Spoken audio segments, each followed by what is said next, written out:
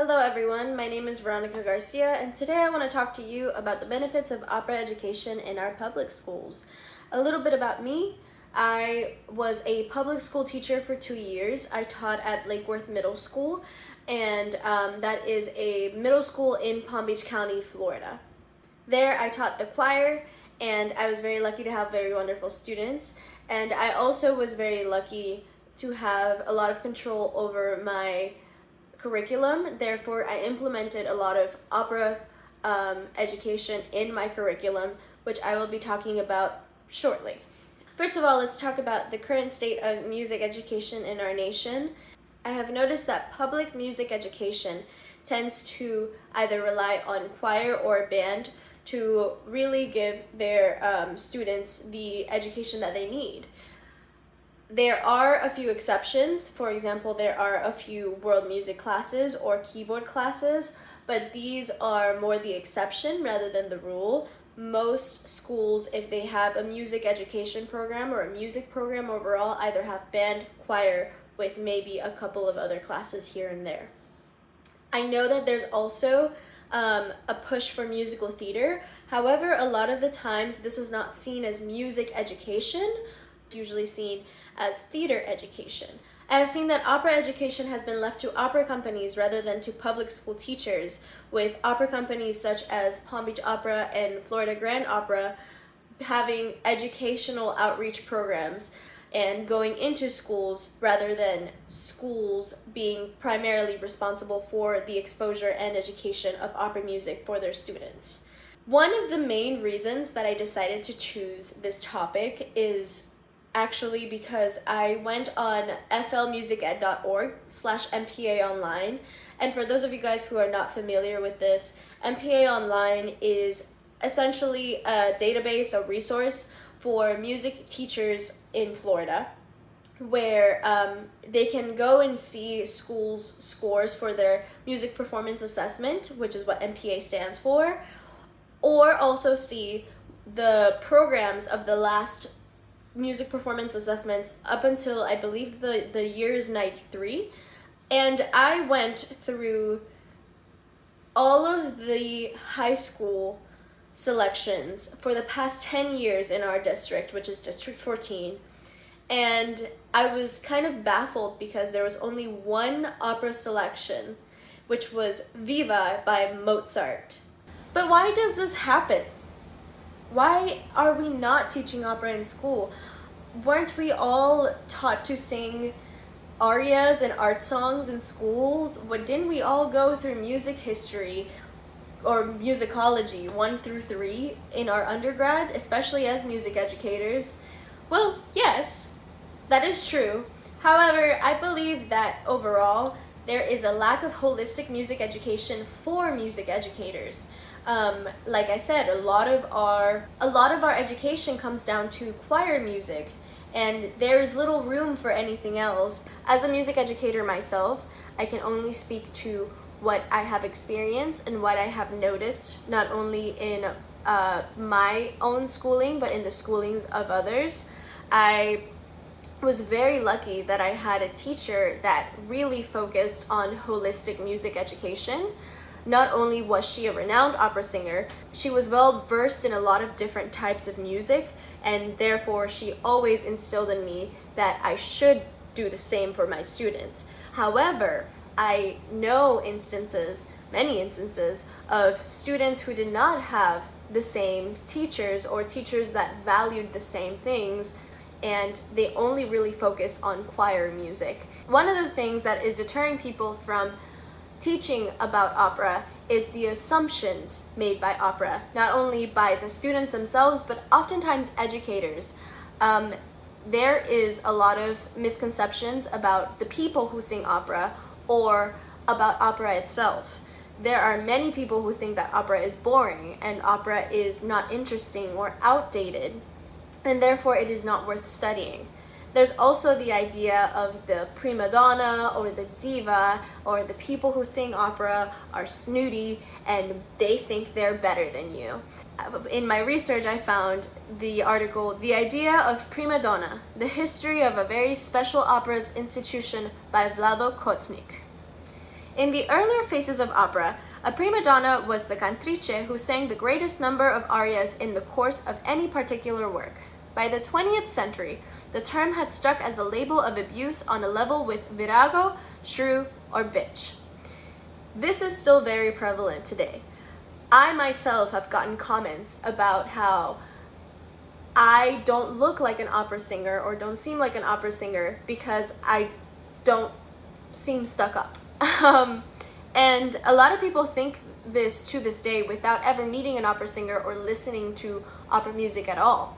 There's also the misconception of opera music is only for the wealthy or for the elite, which yes, it has some historical backing.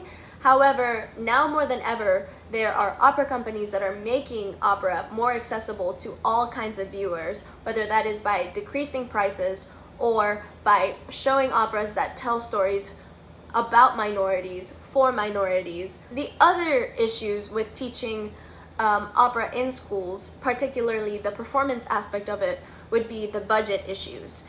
Now, if you're a teacher and you just heard me say that, you know all too well that arts education is constantly being defunded if there is any funding at all. In the article Teachers' Perspectives on No Child Left Behind in Arts Education, a Case Study by Sydney Spahn, she says, most of the music and art teachers in the district spend their own money, anywhere from $300 to $2,000 per year, to purchase classroom materials that consumable material fees or building budgets did not cover. This was the case for as many years as the teachers were teaching in the district. This is still the case today. Even last year when I was a teacher, I had to spend hundreds and hundreds of my own money in order to get simple things such as pencils, accompanists for my choir, accompanists for my soloist, sheets, music, very simple things that for whatever reason the school does not deem priority, therefore it does not fund. So a lot of teachers are thinking, I'm having issues just getting chairs in my classrooms or pencils for my students. How am I going to fund a full-on opera production with sets, live music, and live accompaniment? It seems very far-fetched for a lot of teachers. However, I think it could be done with the right grants and the right connections to opera houses. Now let's move on to the benefits of teaching opera. First of all, both articles, Bridging the Gap Between Classical and Contemporary Vocal Technique, Implications for the Choral Classroom, or Choral Rehearsal, by Brian J. Winnie, and Beyond Bel Canto, Applications of Contemporary Commercial Music, Voice Pedagogy in the Secondary Choral Classroom, by Brandon A. Majid, both show that bel canto style and classical vocal technique helps us develop better tones in our singers, healthier singers, and more long-lasting careers for our students. I myself have implemented teaching opera for my students, not because I expect them all to be opera singers, but because I have noticed that by doing this, there is less airiness in the tone, there is more free high notes, and less students scared of singing high notes, and students are less afraid to sing out. Not only that, by students being exposed to so many languages, their diction becomes a lot more clear and precise because they are studying the languages themselves and are understanding what they are saying by acting it out. Whenever students are exposed to opera techniques and are essentially made to act out songs in an operatic way, they suddenly become more expressive in all of their repertoire, not just opera songs. Furthermore, for our more advanced singers, those who are aiming to be soloists or those who are aiming to audition for universities, having them sing roles or arias will set them apart from others at their same age who do not have that kind of exposure. There are too many singers who are still singing out of the 24 Italian art songbook whenever that can do roles such as Serpina from La Serva Padrona if they're a soprano, Cherubino from Nozze di Figaro if they're in mezzo, Franz from Tales of Hoffmann if they're tenors, Baritones and basses can do papageno or sarastro from Magic Flute. These are all very accessible roles, according to Carrie Reagan, who talks about them in her article, Serious About Singing, Age-Appropriate Repertoire for the Talented Teen. The other benefit of opera education in schools would be that students will be exposed to more music history because of their opera education. Lyric Opera of Chicago really explains this in their article Politics in Opera, where they go through different operas and the political connotations of their performances or their libretti. Many students learn about history in the context of the music that they listen to. We have many new operas that are talking about political issues nowadays or political issues in the past that students can learn about and therefore learn the history behind these works. An example of this would be Anthony Davis' The Life and Times of Malcolm X. Opera itself is such a multidisciplinary art form that it is difficult for those students who are participating in it to not work together with other disciplines. For example, if you're a vocalist, you are going to be working with instrumentalists, stage designers, you're going to be acting, therefore there's theater involved. The libretti have poetry or literary works. There are the stage designers, the costume designers, the stage managers. There's so much that goes into building an opera, and this really creates collaborative work, teamwork, which are wonderful skills for students to have. One example I found of this was this article called Collaborating to Build an Opera Ensemble, noting that opera is perhaps the most collaborative of all artistic art forms, by Roger Ames. Roger Ames is a classroom teacher who decided that in his classroom he would implement a project where students would build an opera from scratch. He assigned different roles to students, and at the end they had to come up with the libretto, the stage design, the costume design, everything, all by themselves. He notes that by doing this, their students really learned how to work together in a team where everybody was responsible for their own part. However, together they came together in order to create something bigger than themselves.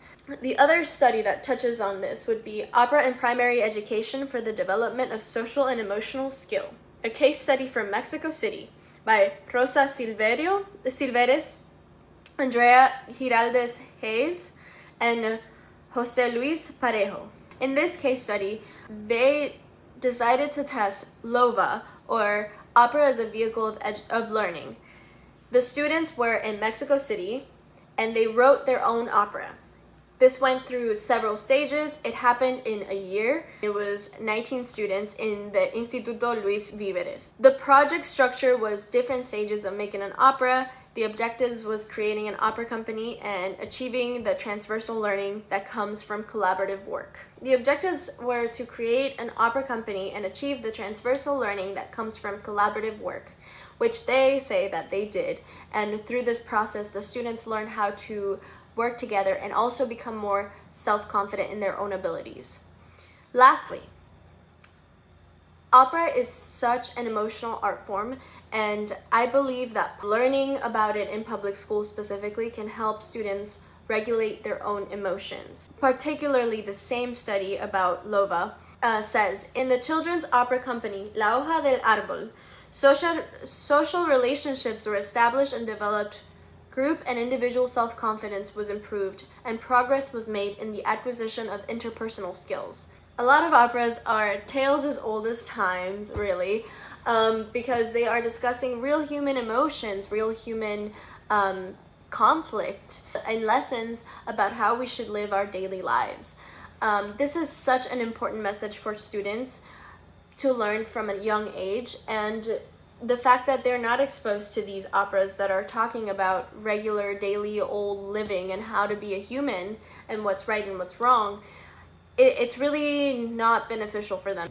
Rosa Oliveres, Andrea Giraldes Hayes, and Jose Luis Parejo found that, and I quote, indeed, LOVA contributed to the development of the 4 basic skills of emotional intelligence: self-awareness, self-management, social awareness, and relationship management. I believe that these are such important skills for students to learn, especially after the COVID-19 pandemic and what that did psychologically to the world.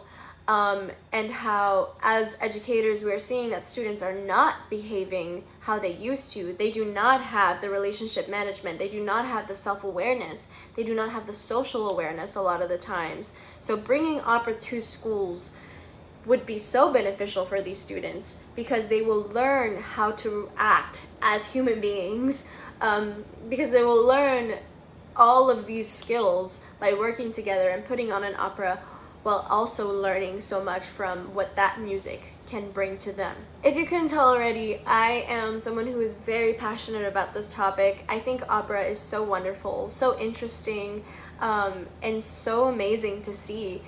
And it makes me sad that it is a dying industry, and it makes me sad that many people see it as this boring or this snooty, elite art form.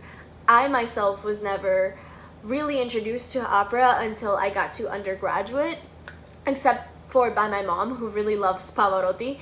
And I'm so sad that I never got to learn about it at a younger age. If I had known what I could do with my voice, what I could be like on stage, it would have really helped my development as a musician, but also my development as a person, and what I thought of the world and the way I interacted with other people. So I'm going to leave you with this.